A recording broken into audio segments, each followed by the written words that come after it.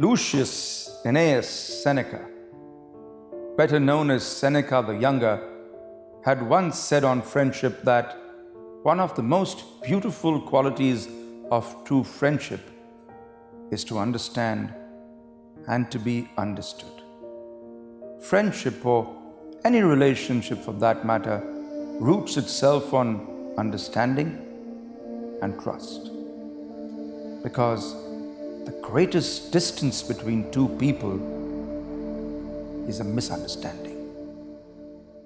And so, once upon a time,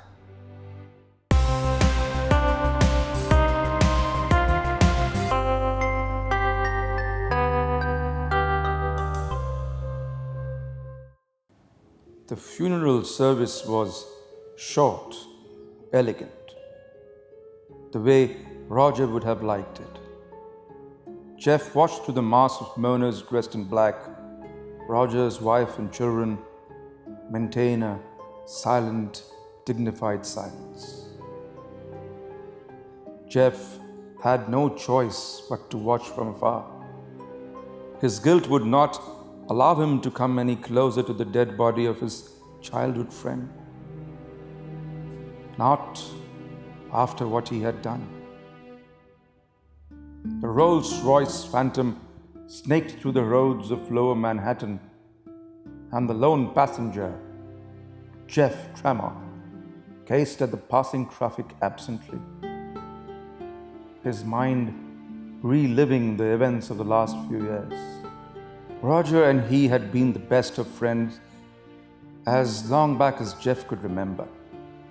Soon after college, they had invested in a dilapidated hotel, and that had turned out to be a really profitable venture within a year. In the next few years, they had bought more hotels, and before they knew it, they had a hospitality business that could rival the Hiltons and the Marriotts of the world. Jeff and Roger, they were billionaires. Then came the marriage and the sons. Roger had 2 sons who joined the board a few years ago, and Jeff, he was the quintessential bachelor. He and he alone. The other board members were getting a bit edgy about the imbalance of power.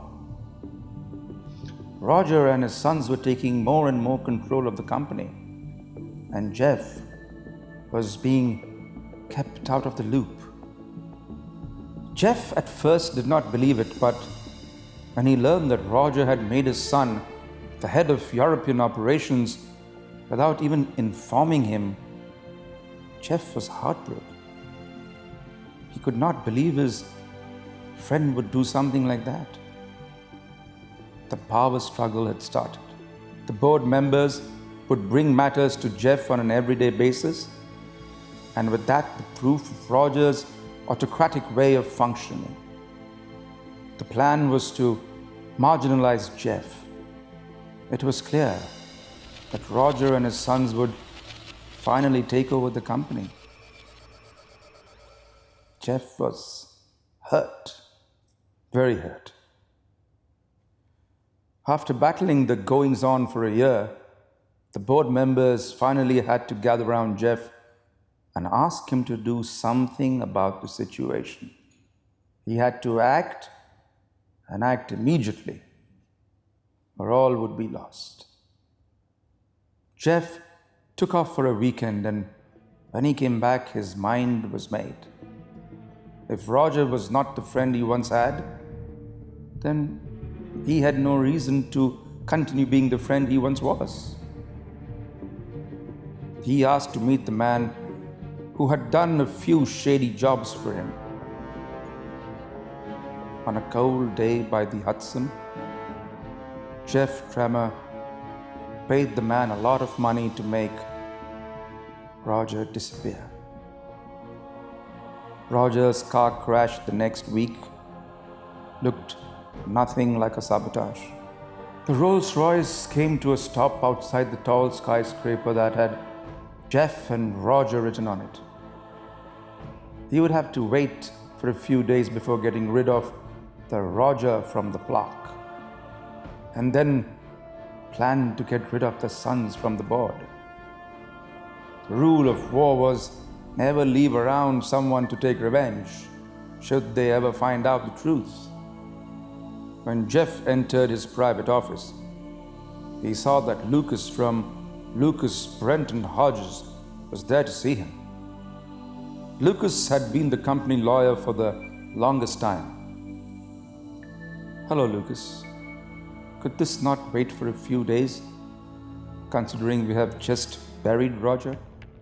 Jeff pretended to moan his friend. "I'm afraid not," answered Lucas, creasing his brow. "I have Roger's last will and testament, and I need to discuss it with you." "Why with me? Go and discuss it with his sons," Jeff said, trying to keep the scorn out of his voice. "Well, I cannot, because Roger has left everything to you in his will. He has handed his shares of the ownership to you and willed that you should decide the future course of the company." Jeff felt like he had been hit by a freight train.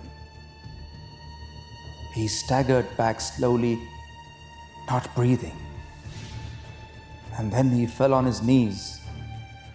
Lucas was asking if he was okay, but he could hear nothing clearly. He felt that his heart would stop. What had he done? He had doubted his friend and killed him. And for what? Lucas called for an ambulance. As the medics were wheeling a semi-conscious Jeff out of the office, Lucas heard him say, "If only I had spoken to him once. I believed in everyone but my childhood friend."